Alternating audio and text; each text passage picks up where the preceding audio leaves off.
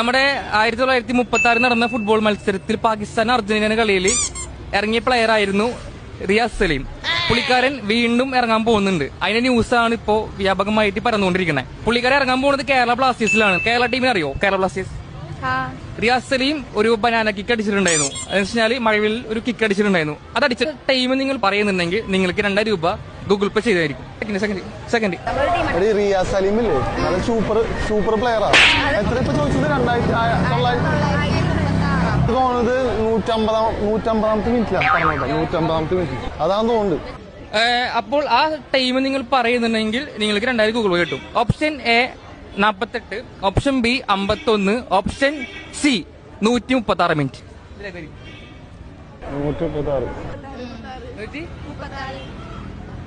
Right answer ആണ്. ഞാൻ പറഞ്ഞില്ലേ ആൻസർ നിങ്ങളാണോ പറഞ്ഞേ? അല്ല ഞാനല്ല. അപ്പോ ഒരു വൈൻഡപ്പ് എല്ലാവരും ഹായ് കൊടുത്തു. Thank you.